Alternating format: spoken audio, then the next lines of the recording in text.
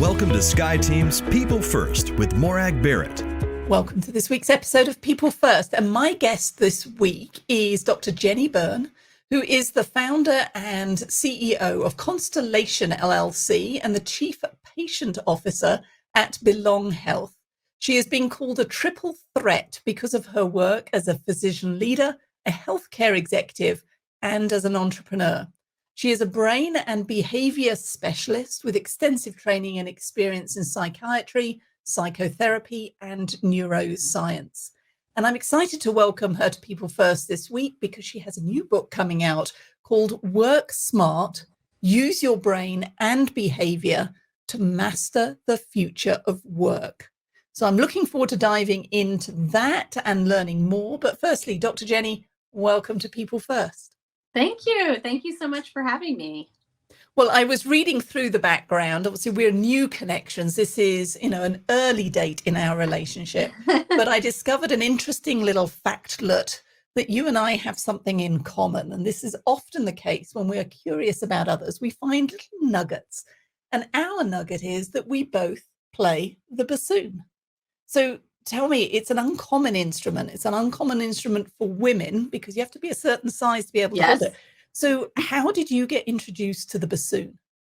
So it's a funny story, and I don't know if your story is similar, but I played the violin for many years first. Yep. Starting when I was probably about 7, I started violin.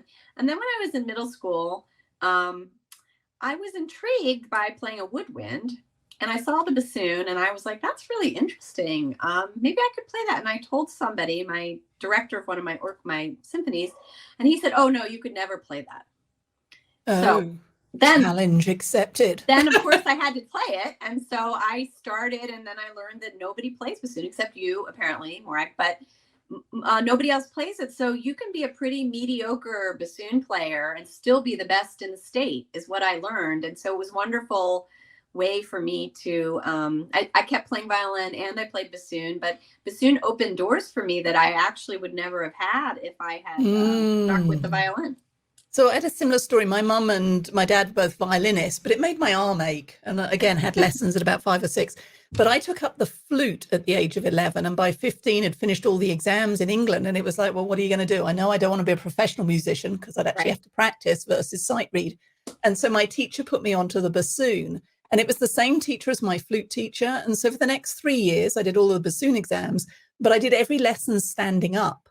And at the end of 3 years, here's the irony, Dr. Jennie, he said to me, so I'm curious, why did you stand? And I was thinking, well, because you're my flute teacher and we always stood for flute lessons.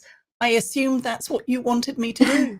So there I am holding an instrument that weighs 8 to 10 pounds hanging off my neck. But like you, I switched and rarely got invited. Flutes are 10 a penny, but bassoonists are as rare as hen's teeth. And so ended up playing with a local symphony orchestra, but all good fun, all good fun. All right, so back to People First. In a moment, we're going to dive into your book, Work Smart, Use Your Brain and Behavior to Master the Future of Work. But I start each episode with an origin story. So if we flash back to elementary school, you've put the violin down, not yet reached for the bassoon. But when your teachers asked you as a young girl, what do you want to be when you grow up? What was your answer? So it's a great question. And I never knew. I never knew what I wanted to be when I grew up. I knew what I didn't want to be. So I knew I didn't want to be a teacher. I knew I didn't want to be an astronaut. I didn't want to be an athlete. But I actually didn't know what I wanted. I was a voracious reader. So I probably would have said something around books. I don't think I would have said a librarian, but I actually never knew. I never knew I wanted to be a doctor, a scientist. I mean, all the things that I've kind of become in my life, I never knew. I just kind of follow my nose and have ended up doing a bunch of extraordinary things. But if you would have asked me as a kid, I would have been like, well, I don't want to be the mom who stays at home and makes cookies. I know I'm not going to be that mom. I don't know what I want to be. So you talked there about medicine, psychiatry, psychotherapy, neuroscience, brain science. So what was the pivot point then that did bring you into healthcare? I maybe not surprising based on what we just said, but I started college as a music performance major because that's what I did all day long. I played music all day long. So I was like, well, I'll be a music performance major. And then, like you, I was like, yeah, I don't think that's going to happen. And then I was like, I know, I'll be a French major. I want to live abroad. And so I lived abroad, and I became a French major. And then I was like, I don't think I want to be a French professor. And when I came back, I landed in a class in brain and behavior at University of Pennsylvania, and I just fell in love. And I would say everything I've done since then has been some way related to brain and behavior, and what makes people tick from all sorts of different angles. So I'm intensely curious, and that's kind of led me to say yes to things, I guess is the best way to characterize it. So your book, Work Smart, Use Your Brain and Behavior to Master the Future of Work. I was able to get a sneak peek because it actually hits the shelves early in 23. But what was the inspiration and why write this book now? So I got inspired to write the book because, like you, like so many other people, I was forced to really re-examine a lot of things during the pandemic. And a lot of my colleagues, I'm a little older, a lot of my colleagues, Gen X or older, were thinking about what to do next. And they're like, well, we'll just go back to work like normal. And I was like, why? You hated work. You complained about it all the time. And by the way, you're kind of the boss. So why would you go back and do something you hated for another 10 or 15 years? It doesn't make sense to me. And a lot of the clients I was working with in healthcare were saying the same thing, like our teams don't want to go back, or we're trying to work virtually, or can we do telehealth? Or so there was this moment in time where people were kind of open to thinking differently, but yet at the same time feeling this pull to just go back to normal, a normal which I believe wasn't really working for most people. I think the traditional office was working for some people, but for most people, I actually think it didn't work that great. And the more I've researched, I've learned that it was based on a industrial revolution, turn of the century, 150-year-old way of doing things. And we just got so used to it, we forgot to challenge our own assumptions. So as I was hearing all this, I started to do my own research. I was like, what's out there? And I was dissatisfied with what I found. So I took a different research tact and I dug into brain and behavior because that's what I know and I love. And I felt that what I learned through that is that if we look at this problem through a different lens, the answers are actually not as hard as we think they are. And there's actually things we can do now that aren't as hard as we think they are, but we have to turn around our thinking and see it from a human brain and behavior point of view.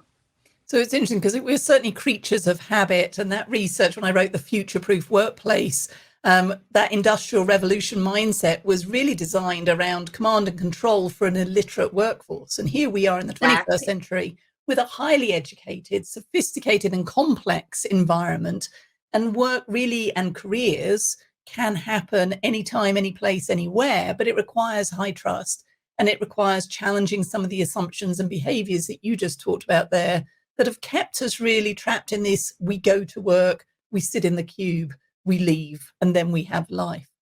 So I know the book is broken down. So for those who pre-order, first of all, what's in it for them? So what's exciting about get on the bandwagon early, because this book is going to make a difference. So what are we going to discover if we join the pre-launch? So there's a couple phases to publishing, which has been, fascinating to learn about publishing. I have done a campaign, a pre-sale campaign, which closed. So I have a community of people that signed up super, super early. Now there's an opportunity to kind of get on my list to be part of my pre-launch. And without giving it all away, probably what we'll do for the launch, we'll have a launch event. We'll have some virtual learning experiences, probably some time with me. And then people will have the opportunity to get things like book bundles for their team. Like if you're like, oh my gosh, this resonates with me, I want to share this with my team, I'd love for you to give me a bundle of books and do a book club for me, or I'd love for you to come and do an event for me. You'll kind of have the early opportunity to get in on some of that. So you kind of get into the application piece faster than just reading it and then trying to do it later. And then I'm very curious and open, and I'm looking for suggestions as how to make an educational experience as engaging as possible, because that's part of the future of work. is how do you make these experiences engaging? So not only do you get the book, but you kind of get access to all of these other, materials, whether they be online or customized. And the earlier you get in, the more availability I'll have, frankly, as we go along. I think it'll get harder and harder. So what I liked about Work Smart, Use Your Brain and Behavior to Master the Future of Work, it is, for me, the underpinning theme is around intentionality and choice. And I was talking with Charlene Wheelis and her book, You Are Enough. And she talks about one of her 3 leadership mantras being choice, not chance. And I think for many of us, we're so caught in the endless Zoom meetings, we're not making any choices really, but we're also not being present in the moment. And you start the book about talking about time confetti. So tell me more about this concept of time confetti, and how is that helping or hindering our success in business and life? I love the term time confetti. It comes from, I think it was coined by Bridget Schulte when she wrote about being overwhelmed years ago.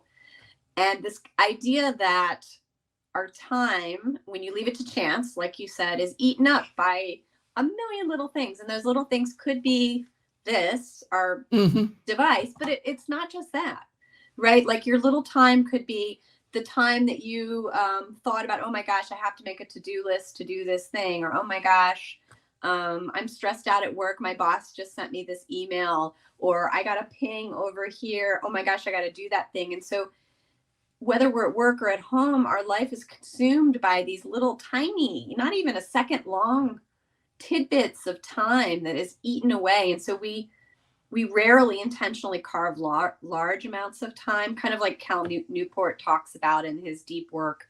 We rarely carve like chunks of time to just focus and do one thing. And our brains are adapting to that, right? And it's a pretty common phenomenon. When people sit down to read, they actually have trouble now. They actually have trouble attending and focusing. And it's actually impacting the way your brain works. But the good news is our brain is very plastic, meaning that we can change it. So we can retrain it to have better attention and focus by eliminating this time confetti. And there's a lot of ways to do it. Chunking is one of my favorite strategies I talk about in the book, where you chunk together like tasks. So if you're doing a cognitive task like email, you do all your email and then you turn it off. Yep. If you're doing Zoom meetings, you do your Zoom meetings and then you turn it off. If you're reading, you read and then you turn it off. So you chunk together similar tasks, because the time and energy that requires your brain to switch tasks is tremendously inefficient. So the more that you switch tasks, there's research that shows your ability to execute drops off dramatically the more things that you're toggling back and forth between. Yes. So kind of, again, what do we know about our brain and how our cognition works, and creating strategies to manage our time intentionally. And then you're kind of shocked, to be honest. Like when you do this and you're really rigorous about it, you could be kind of uncomfortable, because you'll be like, it does feel weird, doesn't it, to start with, or cut off when you turn off the phone or turn off the notifications. I'm pointing at the corner of my screen where they would normally appear. And when I'm doing these, I try to switch them off. But it's interesting for me because I've been reading those articles that say the youth of today, attention span of a gnat or whatever, implying that it's getting shorter. And yet that the youth of today has the ability to watch a 2.5-hour movie without any issue, or to sit and play online games for hours on end. So help me to understand that selective, maybe when they're listening to their mum, maybe they've got selective attention, but when they're doing something they're passionate about, they can get deeply immersed in it. So help me understand that. Yeah, so I think what you're referring to is kind of the idea of flow, a flow state or a play state. So when I was researching for the book, I was reading a lot about time spent in play and time spent in flow and what that does for your brain. So for a young person on a video game, that might be a flow state for them. For an adult, maybe you don't like video games. Maybe your flow state is walking. Maybe your flow state is dancing or playing the bassoon, or, it's different for everybody. But until you create the time to get into play or flow states, it's never just going to happen, right? It's rare that it just happens. So I would characterize that as like when you're in the flow, you feel it. You feel like you're in the flow. Time passes differently, right? People have a hard time interrupting with what you're doing. And the idea of play as being critical for our brains to function optimally as adults, not just as kids. We look at kids and we say, oh yeah, kids have to play to learn and grow and so forth. But we forget that adults do too. And in our culture, you can call it the hustle culture or culture of busyness. There are a couple terms I like, but the idea of play has really been lost, and we're missing something. Our brains are really missing out by not giving ourselves the time and space to play.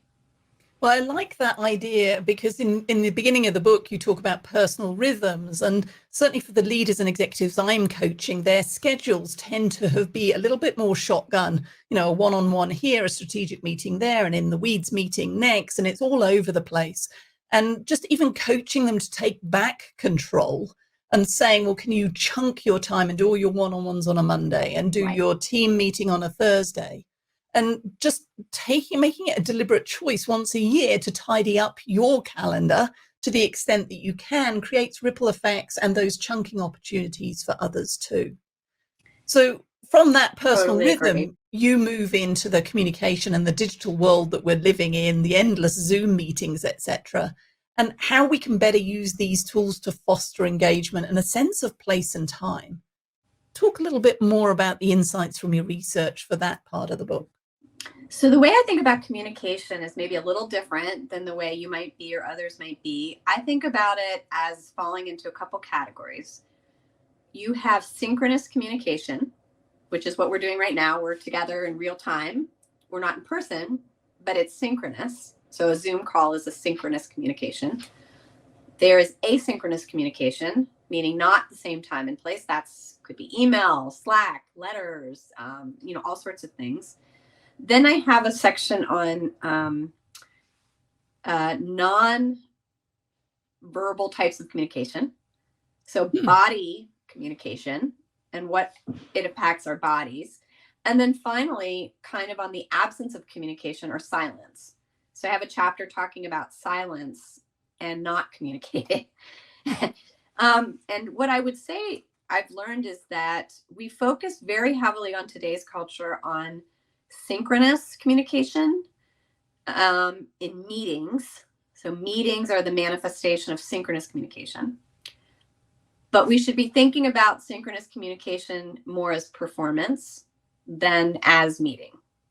Ooh, say more about that. Synchronous as being performance versus meeting. So when you were playing the bassoon and you are synchronously in a room with an audience, you could play every note perfectly, and it may not matter at all. Mm-hmm. Your audience may not care. If you don't make a connection with your audience as a performer, whether that's music, art, whatever, whatever you just said or didn't really matter. It's as if it never happened. So the goal of a performer, and I would argue the goal of synchronous meetings like this on Zoom, is almost more akin to performance. What do you want to say? What do you want the person to take away? Who's your audience? And how can you emotionally connect with them rather than just word? Mm-hmm. Because the words kind of don't matter at the end of the day, right? The PowerPoints, they kind of don't matter. They're a proxy for something, but they kind of don't matter. What matters is the connection and what that person is going to walk out of the room with. So synchronous communication in a virtual hybrid workspace has more to do, I believe, with performance, thinking about your audience. What do you want them to walk away with? How are you going to engage them and connect with them? Than the actual content. And we often make the mistake of just looking at the content. So you spend time talking about empathy and how that brings us closer together, how that helps to nurture trust and that sense of belonging. So what tips, for those who are listening and watching this episode, what immediate tips can we all apply in our next Zoom conversation that helps us to do that, to nurture empathy and connection trust through the camera? So first of all, empathy can be trained. If you're not an empathetic person, I hear that a lot. Like, well, you're a shrink, Dr. Jennie. I'm not an empathetic person. Well, guess what? Empathy is hard for me too. I trained at it. You can train at it too. And empathy has limitations. So the parts about time management and communication are so important because you have a limit to the empathy and compassion that you can give on any given day. That's different for different people. So you have to keep your bucket really full so that you can give it to others, right? So if you're a leader, for example, you need to chunk your time and create space for yourself to come to the room in the right state of mind. Otherwise, you can't be empathetic. If you're not in the right place, you can't show up that way for others. That's a really hard lesson for a lot of leaders to learn. So I think knowing yourself, showing up in the right way is one thing that you can do, and you have to work at it. It's not easy. And knowing you have limitations. You know, I may only have a little bit to give today. Where am I going to give it? Who needs it? I'm not going to give it to everybody today. I think those are two important things. And the other thing is that empathy is different than compassion. Empathy is a little more cognitive. It's the ability to put yourself in someone's shoes and imagine what it's like for them. Compassion is the emotional connection with somebody else. So empathy can be a little more cognitive. So for people who are more thinkers and cognitive, you can have empathy without actually like connecting emotionally. And that's still okay. It's okay. It still matters to take the time and effort to be empathetic, even if you don't have that kind of like compassionate emotional connection. So what's to be gained for our teams, for us as leaders, if we start investing and working on our empathy, but also working smarter, using our brain and behavior? Well, first of all, I believe that infusing humanism into the work is the future. I mean, I think talent will go where there's humanistic practices in the workplace. I think retention is higher. I think productivity is higher. So I think there's a very strong business case for infusing more empathy and like in humanism into work. And then I could also make the case from wearing my business hat or my entrepreneur hat that you are going to waste a tremendous amount of time and energy and money if you don't pay attention to this. And guess what? You probably were before. You were before COVID. You just weren't talking about it. You just weren't thinking about it. Empathy wasn't a buzzword. Mental health wasn't a buzzword. People are finally paying attention. But guess what? Like it was always there. And you were probably wasting a lot of time and money on it that you didn't even realize. And by calling it an HR thing or a soft skill thing, you were compartmentalizing it. Maybe it's a little uncomfortable for you, you know, get honest and like it may be uncomfortable, but from a business point of view, if you don't do this, I really think you're not going to succeed in the future. Well, I know from the research for You, Me, We, why we all need a friend at work and how to show up as one. The research is clear. The humanistic approach, as you've described there, makes the difference to not only individual leader success, but to team and therefore organizational success by whatever measure you look at it. So this really matters. So for those listening to this episode, where can they learn more about you, your work, and of course, the book? So the best place to learn more about me right now is my website, which is www.drjennie, Byrne, Byrne.com. There is, if you go to my LinkedIn banner, there's a little QR code. That's the easiest way to get info on the book. Just like snap your little picture. It'll take you right over there.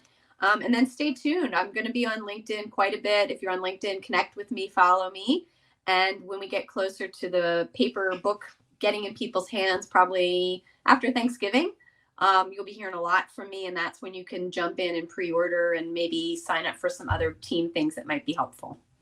Well, Dr. Jennie Byrne, thank you for spending time with me today on People First. I wish you every success with the book launch for Work Smart, Use Your Brain and Behavior to Master the Future of Work, and in your own consulting and coaching practice. Thank you so much for having me. I can't believe I met a fellow bassoon player. It's just a wonderful day. Thank you so much for joining Morag today. If you enjoyed the show, please like and subscribe so you don't miss a thing. If you learned something worth sharing, share it. Cultivate your relationships today when you don't need anything before you need something. Be sure to follow SkyeTeam and Morag on LinkedIn, Facebook, Twitter, and Instagram. And if you have any ideas about topics we should tackle, interviews we should do, or if you yourself would like to be on the show, drop us a line at info@skyeteam.com. That's SkyeTeam.com. Thanks again for joining us today, and remember, business is personal and relationships matter. We are your allies.